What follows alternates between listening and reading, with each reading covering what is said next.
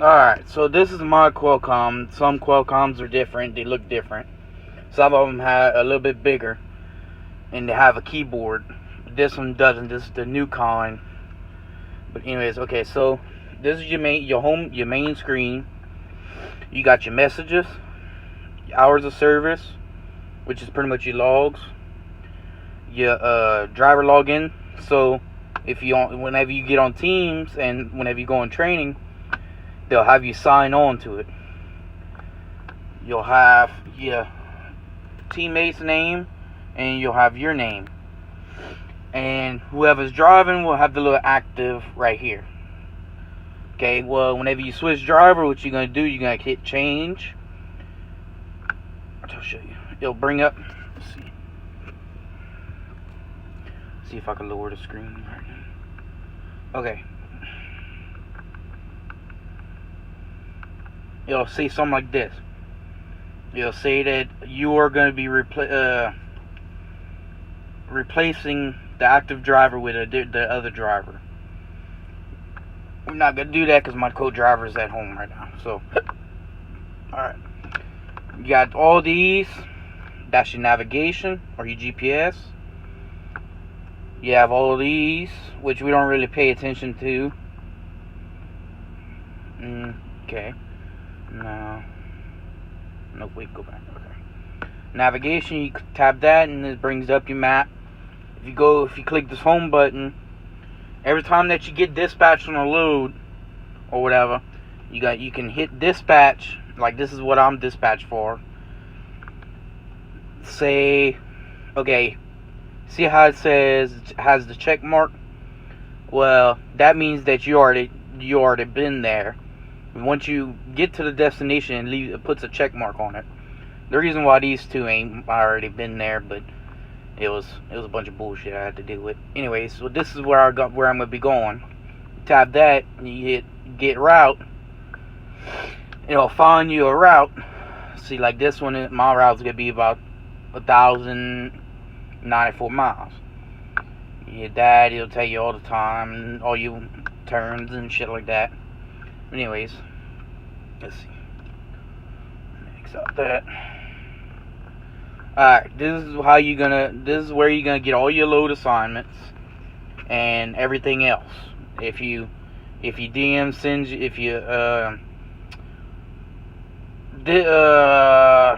whatever, yeah, you DM message you or somebody messages you, it's gonna come through here. And all you gotta do is, like, for instance, this one, I'm on a wait list right now for a run. You'll get a message, something like this, and you read it, and if you want to reply to it, like this one, I'm not gonna reply to it because it's not a reply message. But for instance, okay, you'll get your load assignment will come like this. You'll have your fuel solutions, where it has all the highways and stuff you'll be on, how many miles, what state it's in, and sometimes you'll have where your fuel stops. They recommend that you fuel up at. You'll have them like right here. Okay, then you'll have multiple ones if you have for the pickup and everything else. Okay, well, you'll have your load assignment right here. What it tells you is how many pickups, how many drops. Also tells you how many loaded miles you're going to be having and how many empty miles. After that, it's going to teach you, you're going to scroll down. Sometimes they'll have information in there. And that's about it for that. Let's see. Back. And if you have to pick up an empty trailer or something like that, it'll be under other. And it'll tell you what to do. It'll say under event hook empty trailer or something like that. It'll tell you where the company name. Most of the time it tells you the company name. It'll tell you the address, the city, everything like that. The phone number, what time they want you to pick it up for. Let's see. And sometimes they'll have more information. You'll pick up it'll say pickup at the top left, or it'll say pickup like that. And it'll tell you what stop number. You type it. You'll have all your information for your pickup. Once again, it'll tell you what kind of load. If it's a live load, it'll say live load like that. If it's a preloaded trailer, it'll say preloaded. It'll tell you, sometimes it'll tell you what type of trailer it is or whatever. Once again, it'll tell you the company, address, phone number, date, time. Sometimes they'll have a little bit more information once again. And what you're gonna do is, whenever you add the destination, once you're at your pickup, you'll hit reply. And it'll bring you to this. This is your picking up macro, that's what it's called. Once you get there, you'll hit A for arrival. You don't fill out nothing for arrival. You'll hit send. Actually, if you're sure you want to send the message, you'll hit yes. Once you're getting ready to leave and you got your bill of lading, you'll come back to this message. You'll hit the D, and then you'll fill out all your information. Fill out your weight, how many pieces there are, how many load logs. That's all your information for your that should be on your bill of lading. If it's a refrigerated load, meaning that you gotta have the temperature has to be within a certain temperature, you'll fill out all this.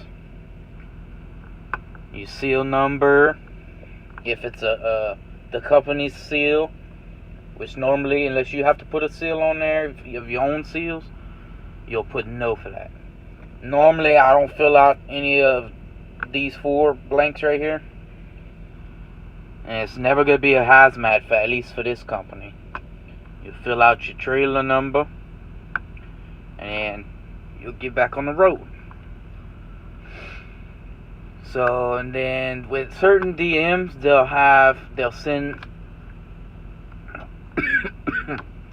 they'll ask you to send in an update message. Like my DM sends in this message almost every morning, and we have to reply to it.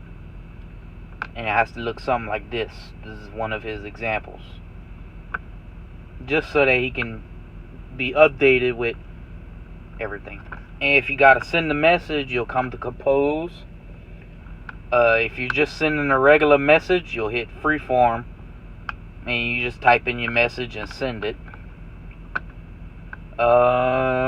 Normally, you won't.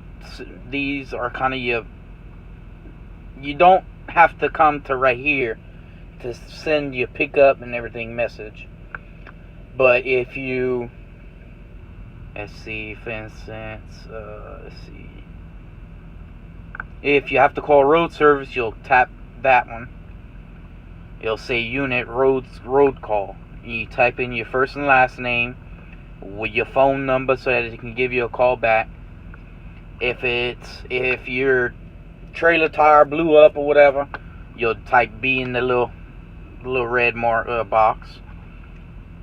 Your unit number, your unit meter reading, where it happened, and if you go into a repair shop, you'll put the repair shop's name in there and what happened. So if it's a tire blowout, you'll put tandem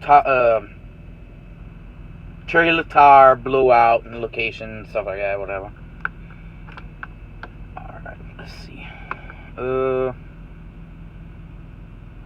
Every day you have to send in this message, at least for this company.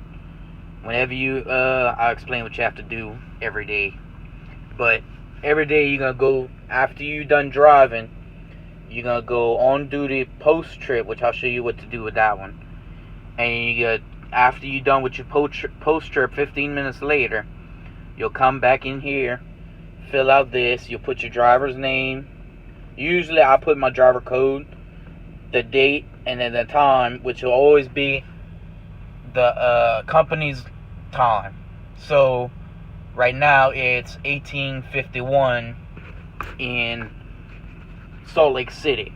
You always go by that time, and you put your trailer number. We don't have trailer hub miles, so you just type in no, and I always type in no and no for the trailer defects and track the defects. Let's see. Alright, let's see. So this is your pretty much your logs. Right now I'm supposed to be in the sleeper berth. So it'll say status sleeper berth. When I went into sleeper berth, how long, how many hours I gained, stuff like that. How many miles I did today, which I only did 119, which ain't shit. Then you could come to summary. It'll show you a live thing. So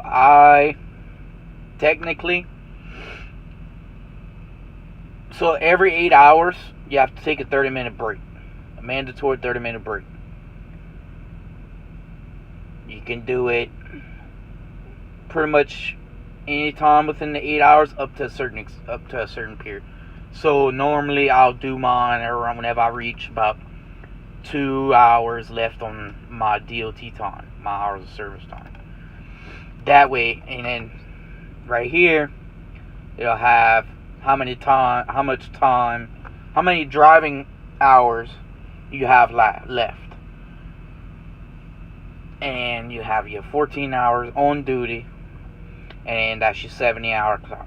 Once that reaches 0, you gotta take a 34-hour reset, which means you have to be off duty or in the sleeper berth for 34 hours.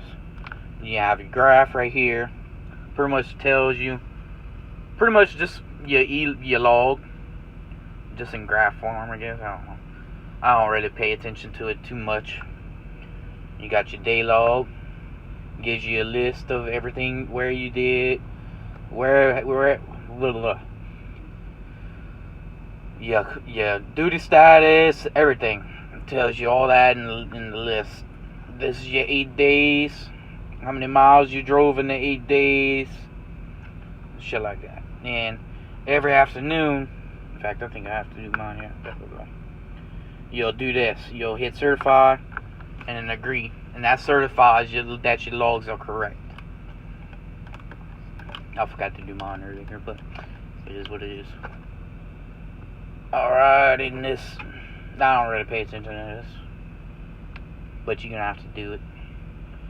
Let me see, make sure I do.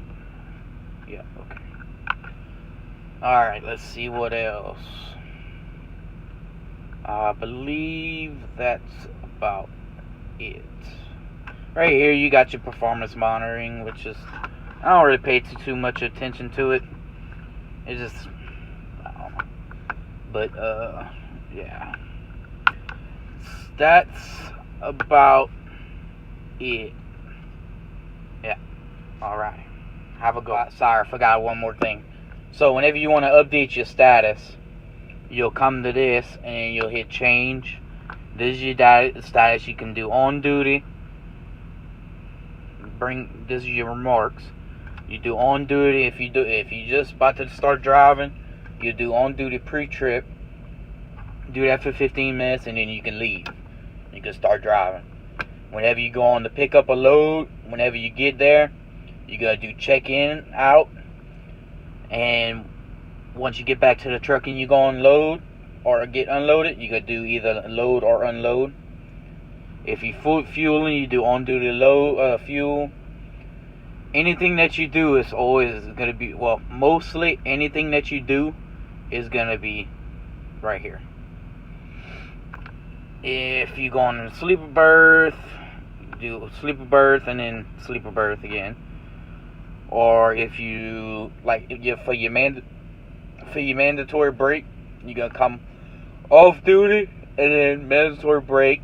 Or if you're stopping somewhere, you're gonna do off duty break. If you get home time, you go off duty home time. Just shit like that. If you're in the shop, you gotta do off duty shop use. Just did whatever. But Yeah.